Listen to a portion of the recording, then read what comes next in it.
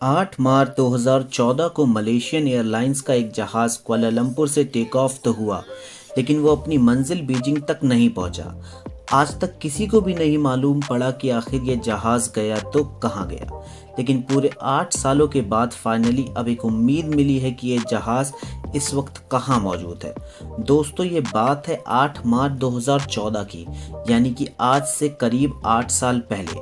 Malaysian airline का एक जहाज़ flight MH370 Malaysian capital Kuala Lumpur से टेक ऑफ करके चाइना की कैपिटल बीजिंग तक जाना था। इस फ्लाइट में 2 पायलट, 10 केबिन क्रू और 227 पैसेंजर मौजूद थे, जिनमें से ज़्यादातर पैसेंजर्स चाइना के थे। दोनों पायलट बहुत ही ज़्यादा एक्सपीरियंस थे, जिनमें से 53 साल के ज़ाहिर अहमद शाह को 33 साल का फ्लाइट एक्सपीरियंस था, जबकि 27 साल के को पायलट फारिक अब्दुल हमीद एक जूनियर पायलट थे, जिनको 7 साल का एक्सपीरियंस था। अगर इस प्लेन की बात की जाए तो 11 साल पुराना ये बोइंग 777 जहाज़ था, जिसमें ना ही किसी तरह की कोई प्रॉब्लम थी और ना ही ये पास्ट में किसी भी मैकेनिकल या इलेक्ट्रिकल हादसे का शिकार था।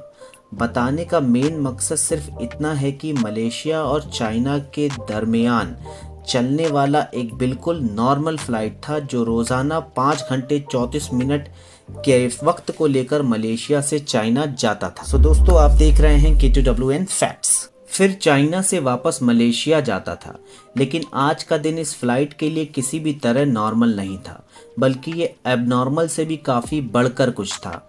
बेशक फ़्लाइट MH370 को सिर्फ 5 घंटे और 34 मिनटों के लिए परवास करना था, लेकिन टेक ऑफ से पहले इसमें ज़रूरत से ज़्यादा फ्यूल डाला जाता है, यानी कि 7 घंटे 41 मिनट तक के फ्लाई कर सकता है ये जहाज़। इसकी रिक्वायरमेंट से भी 2 घंटा 15 मिनट ज़्यादा। ऐसा करना भी किसी एयरलाइन का एक रूटीन प्रैक्टिस होता है, ताकि प्लेन को अगर ख़राब मौसम या किसी इमरजेंसी में कहीं और डाइवर्ट किया जाए तो उसके पास एक्स्ट्रा फ्यूल मौजूद हो। ये दिन था 8 मार्च 2014 का और रात के 12:42 पर फ्लाइट MH370 ने रूटीन के मुताबिक कोलालंपुर से टेक ऑफ किया। फर्स्ट पायलट ज़ाहिर टेक ऑफ से पहले और उसके बाद भी Kuala Lumpur air traffic control tower से डायरेक्ट कांटेक्ट में थे। टेक ऑफ करते ही जहाज़ ने अपनी डायरेक्शन साउथ चाइना सी की तरफ कर दी और ठीक 20 मिनटों के बाद यानी रात के 1:09 पर जहाज़ में लगे ट्रांसपॉन्डर ने अपनी current GPS location Kuala Lumpur air traffic control tower के रिटार्ड को भेज दी।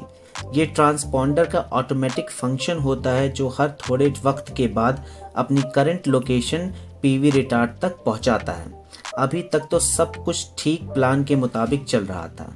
इसके ठीक 10 मिनटों के बाद यानी रात के 1:19 पर flight MH370 Malaysian air jurisdiction Vietnam के एयर जुडिशनरी से जाने लगी तो कोलालंपुर के कंट्रोल टावर ने आखिरी बार फर्स्ट पायलट ज़ाहिरे से कांटेक्ट किया और ये अल्फाज बोले, Malaysian 370, Malaysian 370, contact Ho Chi Minh 120.9. Good night. Good night, Malaysian 370. इसका मतलब था कि अब फ्लाइट MH370 को वियतनाम की सिटी हो ची मिंग के कंट्रोल टावर से कांटेक्ट करना चाहिए। फर्स्ट पायलट कैप्टन ज़ाहिरे ने इस मैसेज को सुना भी और उसका जवाब भी दिया, गुड नाइट MAS 370। ना ही कंट्रोल टावर को पता था और ना ही शायद कैप्टन ज़ाहिरे को कि उनका ये गुड नाइट वाला मैसेज MH370 से रिसीव होने वाला आखिरी मैसेज होने वाला है। ये वो वक्त था जब फ्लाइट को टेक ऑफ किए अब पूरे 37 मिनट हो चुके थे।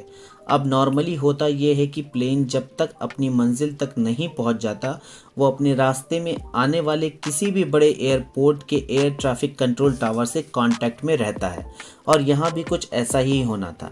लेकिन सब कुछ जो अभी तक नॉर्मली चल रहा था, अब वो एबनॉर्मल होने लगा था। जी हाँ, आपने आखिरी मैसेज के ठीक 3 मिनटों बाद रात के 1:21 पर फ्लाइट MH370 अचानक रडार से गायब हो गया, यानी कि कोलालंपुर और हो ची मिंग दोनों के रडार से प्लेन पूरी तरह से गायब हो चुका था। अब ये बात कोलालंपुर के लिए तो बिल्कुल नॉर्मल थी, क्योंकि उन्होंने समझा कि MH370 अब वियतनाम एयर स्पेस में दाखिल हो गया और इसी वजह से उनके रडार से गायब हो गया। लेकिन जब हो ची मिंग कंट्रोल टावर ने फ्लाइट MH370 को अपने रडार से गायब होते देखा तो उन्हें कुछ गड़बड़ लगी। उन्होंने फौरन कैप्टन से बात करने की कोशिश की, वायरलेस किया, पर आगे से कोई भी जवाब नहीं आया। अगले 18 मिनटों तक हो ची मिंग टावर MH370 से कांटेक्ट करने की कोशिश करता रहा, लेकिन कैप्टन की तरफ से फिर भी कोई जवाब नहीं आया। और अभी हो चो मिंग टावर ने कुआलालंपुर टावर से कांटेक्ट किया और उनको सिचुएशन से अपडेट किया। अब नॉर्मली इस कंडीशन में अगले 1 घंटे के अंदर रेस्क्यू सेंटर को इन्फॉर्म करना होता है, लेकिन कुआलालंपुर कंट्रोल टावर ने पूरे 4 घंटों के बाद एरोनॉटिकल रेस्क्यू कोऑर्डिनेशन सेंटर को इन्फॉर्म किया और तब तक बहुत देर हो चुकी थी। सुबह के 6:15 हो चुके थे और यही वो वक्त था जब MH370 को बीजिंग में लैंड करना था। एक उम्मीद थी कि शायद जहाज़ अपने वक्त पर बीजिंग लैंड कर जाए, लेकिन वहां से भी कोई अच्छी खबर नहीं आई। खैर, सुबह के 6:32 पर ठीक उस जगह पर प्लेन गायब हुआ था, वहां एक रिसर्च ऑपरेशन स्टैंड को भेजा गया, जिसमें 7 कंट्रीज के 34 शिप और 28 एयरक्राफ्ट ने फ्लाइट MH370 को गल्फ ऑफ थाईलैंड और साउथ चाइना सी के बॉर्डर पर ढूंढना शुरू किया, लेकिन बदकिस्मती से वहां प्लेन का नामो निशान तक न मिला। इस वक्त तक पूरी दुनिया को इस हादसे का पता चल चुका था। टीवी, न्यूज़, वेबसाइट्स और सोशल मीडिया सब के सब सिर्फ यही खबर दिखा रहे थे। इस दौरान कई मुल्कों की इन्वेस्टिगेशन टीम भी सर्च ऑपरेशन का हिस्सा बन गई। प्लेन का अचानक सभी रडार से गायब हो जाना वाकई एक नॉर्मल बात नहीं थी, और अगर वो इस एरिया में समुंदर पर क्रैश भी होता तो इतना बड़ा जहाज है, कोई ना कोई चीज़ तो पानी पर तैरती हुई ज़रूर नज़र आनी चाहिए थी। अगले पूरे 4 दिन तक ये सर्च ऑपरेशन चलता रहा, कहीं से कोई भी अच्छी खबर ना मिली। लेकिन फिर चौथे दिन एक खबर आई जिसने तमाम रेस्क्यू ऑपरेशन टीम को हिला कर रख दिया। 8 मार्च को 1:21 सुबह पर फ्लाइट MH370 जब रडार से गायब हुआ था तो वो सिविलियन रडार से गायब हुआ था, लेकिन मलेशियन मिलिट्री के एक रडार पर वो अगले 1 घंटे तक शो होती रही। और उसके बाद जो कुछ हुआ वो कुछ यूं था। सिविलियन रडार से गायब होने के बाद जहाज़ ने चंद मिनटों के लिए राइट पे जाना शुरू किया और फिर यू टर्न करके वापस मलेशिया की तरफ टर्न किया। पूरे 31 मिनटों के बाद जहाज़ ने मलेशिया के शहर पीनांग को क्रॉस किया और फिर मलाक्का स्ट्रेट की तरफ टर्न किया। आखिरी बार जहां तक मिलिट्री रडार की रेंज थी, फ्लाइट MH370 को इंडियन ओशन के इस पॉइंट तक डिटेक्ट किया गया था और इस वक्त रात के 2:22 हो रहे थे। अब इसके बाद MH70 ना ही मिलिट्री रडार पर शो हुआ और ना ही किसी सिविलियन रडार पर। पूरी रेस्क्यू टीम और इस प्लेन से जुड़ा हर शख्स सिर्फ यही गुत्थी सुलझाने में लगे थे कि प्लेन गया तो आखिर कहाँ गया। इससे भी बढ़कर जो चीज़ तंग कर रही थी वो ये थी कि प्लेन ने बीजिंग की बिल्कुल ऑपोजिट डायरेक्शन में शार्प यू टर्न क्यों कर लिया। जो रेस्क्यू टीम पहले गल्फ ऑफ थाईलैंड और साउथ चाइना सी में प्लेन को ढूंढ रही थी, वो अब इंडियन ओशन के इस हिस्से में ढूंढना शुरू हो गई थी।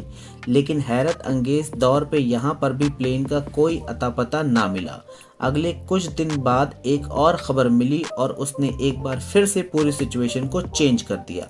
पता ये चला कि प्लेन मिलिट्री रडार से तो 2:22 सुबह पर गायब हुआ था, लेकिन एक सैटेलाइट ऐसी थी जिससे वो लगातार कांटेक्ट में था। आपको यहाँ पर अपडेट करते चलें कि बोइंग एयरप्लेन के लिए ये नॉर्मल बात होती है। जब उनका अपना कम्युनिकेशन सिस्टम किसी वजह से ख़राब हो जाता है तो वो सैटेलाइट से कांटेक्ट करने की कोशिश करता है। प्लेन ने ऑटोमेटिकली ठीक हर 1 घंटे बाद 3500 किलोमीटर दूर इनमार्सर्ड सैटेलाइट से कांटेक्ट करने की कोशिश की। इस सैटेलाइट पर सेव डेटा की मदद से एक्सपर्ट ने एक कॉम्प्लेक्स कैलकुलेशन परफॉर्म की तो आखिरकार फ्लाइट MH370 के अगले मूव का भी पता चल गया। पता ये चला कि मिलिट्री रडार से भी गायब होने के बाद मलेशियन एयरक्राफ्ट ने दोबारा एक टर्न लिया और अगले 5 घंटों तक इसी डायरेक्शन में इंडियन ओशन के ऊपर फ्लाई करता रहा। सुबह के 8:19 पर प्लेन ने आखिरी बार सैटेलाइट से कनेक्शन बनाने की कोशिश की और ये MH370 की तरफ से मिलने वाला सबसे आखिरी सिग्नल था। इसके बाद ना ही प्लेन ने किसी और सैटेलाइट से कांटेक्ट किया और ना ही वो किसी और रडार पर शो हुआ। यानी जिस वक्त रेस्क्यू टीम पहली बार जहाज को ढूंढ रही थी, असल में उस वक्त जहाज उड़ रहा था, लेकिन उसकी लोकेशन वहां से बहुत दूर थी। एक्सपर्ट और इन्वेस्टिगेशन टीम का मानना है कि ऑस्ट्रेलिया से 2000 किलोमीटर वेस्ट में इंडियन ओशन के ठीक इस कर्व्ड स्पॉट पे आके जहाज का सैटेलाइट से कनेक्शन टूटा। यानी कुआलालंपुर से टेक ऑफ करने के बाद इस कर्व्ड स्पॉट तक पहुंचने में जहाज को पूरे 8 घंटे लगे और जहाज में टोटल फ्यूल भी सिर्फ इतना ही था। तो इस बात में काफ़ी ज़्यादा चांसेस हैं कि MH370 इसी कर्व्ड स्पॉट पर कहीं फ्यूल ख़त्म होने की वजह से क्रैश हो गया। इंडियन ओशन का ये हाईलाइटेड कर्व्ड हिस्सा पूरे इंडिया से भी बहुत बड़ा है और यहाँ पे स्टार्ट किया गया एक deep sea search operation. MH370 को ढूंढना बहुत ज़रूरी था क्योंकि जब तक प्लेन और उसका ब्लैक बॉक्स नहीं मिलेगा तब तक ये पता नहीं चलेगा कि क्रैश से पहले प्लेन के अंदर क्या कुछ हो रहा था। कई महीने नहीं बल्कि कई सालों तक यहाँ प्लेन को तलाश करने की कोशिश चलती रही, लेकिन यहाँ पर भी प्लेन का कोई सुराग नहीं मिला। 3 सालों के बाद डीप सी ऑपरेशन को आखिरकार खत्म कर दिया गया, जिसमें $160 मिलियन से भी ज़्यादा खर्च हो चुका था। सर्च ऑपरेशन के दौरान प्लेन का तो कोई अता पता नहीं मिला, लेकिन 2015 में यानी कि प्लेन के गायब होने के 1 साल बाद प्लेन का राइट फ्लैपरॉन तैरता हुआ आइलैंड ऑफ रियूनियन के साहिल पर जा पहुंचा। ये प्लेन का वो हिस्सा होता है जो लैंडिंग के वक्त काम आता है। मिलने वाले इस फ्लैपरॉन पर जब तहकीक की गई तो खौफनाक हकीकत से पर्दा उठा। एक्सपर्ट का मानना है कि जिस वक्त MH370 पानी में क्रैश हुआ उस वक्त ये फ्लैपरॉन एक्सटेंडेड नहीं था और अफसोसनाक तौर पे इसका मतलब ये है कि पानी पे ये क्रैश होते वक्त जहाज अपनी नोस के बल समुद्र में जा गिरा। अगले कई सालों के दौरान प्लेन के कई और हिस्से भी अफ्रीका के किनारों से मिले, लेकिन आज तक उस प्लेन या उसमें बैठे पैसेंजर्स का कोई सुराग ना मिल सका। मलेशियन फ्लाइट MH370 के अंदर गायब होने से पहले क्या कुछ हुआ ये आज तक किसी को भी मालूम नहीं। कुछ इन्वेस्टिगेटर का शक है कि प्लेन हाईजैक हुआ था, तो कुछ इस बात पर यकीन रखते हैं कि किसी इलेक्ट्रिकल फेलियर की वजह से प्लेन का बाहरी दुनिया से कांटेक्ट टूट गया और ऑक्सीजन कम होने की वजह से प्लेन के अंदर तमाम लोग बेहोश हो गए थे। खैर असल रीज़न क्या है ये तो प्लेन के ब्लैक बॉक्स में महफूज रिकॉर्डिंग से ही पता चल सकता है, जो प्लेन के साथ ही इंडियन ओशन में कहीं गायब है। MH370 के गायब होने के पूरे 8 सालों के बाद फरवरी 2022 में एक बार फिर से प्लेन के मिलने की उम्मीद दिलाई गई। एक British retire aerospace engineer Richard Godfrey ने दावा किया कि वीक सिग्नल प्रोपगेशन एनालिसिस के जरिए उसने प्लेन की असल लोकेशन का अंदाज़ा लगा लिया है और हैरत अंगेज तौर पे रिचर्ड ने जो पिन पॉइंट लोकेशन बताई है वो भी इंडियन ओशन के इसी कर्व्ड एरिया में मौजूद है।